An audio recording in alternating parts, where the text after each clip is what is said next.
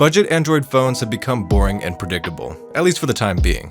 In my first best phone at $100 video from 2019, having a glass and metal design with an edge-to-edge display was very new in this price category. Remember, this was a time when the iPhone X was less than a year old and Pixels had fat chins. And in the next two installments of my series, there were improvements like new processors and consistent perks like pretty body colors and nice screens. Today in 2022 though, there's a phone I want to use to highlight that the budget Android phone scene is leveling off for now. And surprisingly, it's the newest and best phone from Umidigi, the company heavily featured in those previous videos I just mentioned. This Umidigi A13 Pro is boring, but is this as good as things get nowadays? Let's talk design. I think this phone looks nice despite having a bit of a cheap feel due to being plastic. It's unfortunately a step away from the nicer glass and metal builds I've featured many a time, and a step towards something like a Pixel A. But it's not bad at all, it's big, which I prefer, with a nice color and squared off edges. On the front, the 1080p 60Hz IPS screen has a good size and ratio to the surrounding body, with a cutout for the front camera. The build and screen are honestly a really great place to start considering the verdict I started with, because with design, screen size, resolution, screen to body ratio, this is a place these $100 to $150 budget phones have been for years. So I mean, it's solid no doubt for this point in time, but I hope we see innovation soon. Daily use with this phone is good. Good in the sense that the Unisoc T610 has the power you need for 95% of your daily tasks, and it utilizes that to carry out those tasks with minimal hiccups or glitches. One thing I will say about budget Android phones is there's places where these cheaper phones show their limitations, and they're often in places it doesn't really make sense to do so, like opening Google Assistant is generally glitchy, and certain websites like the very poorly designed Kroger mobile website just puts friction into these lower mid chipsets. But relative to flagships, this phone is no different than older Umidigi A Pros in that it's reliable, not silky smooth, but I would say fast. Tying this into the theme of the video again, it's important to note that performance with low-end budget phones has climbed appreciably close to flagships, but this phone demonstrates we're not bridging the gap to, let's say, a Pixel A or iPhone SE anytime soon.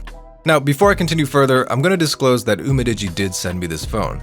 Every time this is the case, I've said it in the video, and in any video where I pick something, like the best phone at $100 series, I obviously research for and buy it myself. Additionally, the A13 Pro has crept up in price past the point where I can comfortably put it in the $100 realm. It's $140 at the absolute cheapest. So keep that price point and the fact I'm sharing only my own thoughts in mind as we continue on. The camera on this phone is a B&P, boring and predictable too.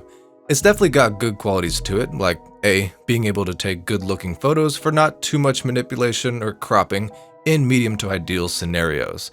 But also B, video at this price is still really bad, and there's overprocessing issues with photos I feel just come from smaller companies not having the resources to make their software and hardware click better. Here's some photos I've taken on this phone to give you a visual to go with my thoughts.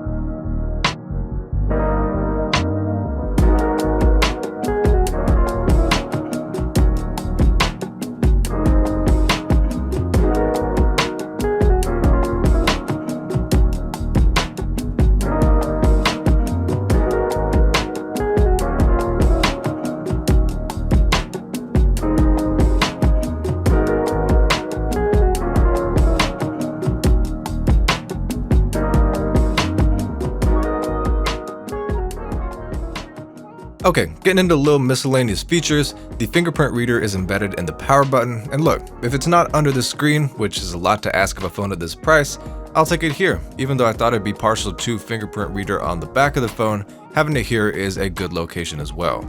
And directly across from the power button is a customizable button, which I personally don't use and press accidentally all the time. And as still one of the most compelling features from Umidigi, there's a case included with this phone, plus a pre-applied screen protector on the front. My particular model does have this tiny little bubble that makes me slightly sad. The 10-watt fast charging and 5150 mAh battery give good battery life here too. This is a big battery, so you could definitely expect more out of it, but what you get instead is medium to good life. I'll take it though, as it's not unusual to get worse battery life than the physical capacity would seem with small companies that haven't optimized really to any extent at all. So here's the deal, the Umidigi A13 Pro is not at all a bad phone in the $100 to $150 price range. And while even if it was phenomenal, I wouldn't have put it in a best phone at $100 video because it was sent to me, that wasn't a decision that needed to be made. This phone isn't phenomenal. It doesn't offer any single standout feature that's better than just a budget phone in the current stagnating scene. And there's certainly things available to make a phone stand out. Maybe a Snapdragon chip instead of flakier MediaTeks and Unisocs, maybe an OLED screen, maybe optimizing that camera for well-processed photos and good video quality. But for the time being, this is a medium good phone in a budget phone scene that's more boring and predictable than ever. I'm going to keep my eyes peeled for a phone with standout features to pick as my favorite of the year in the coming months.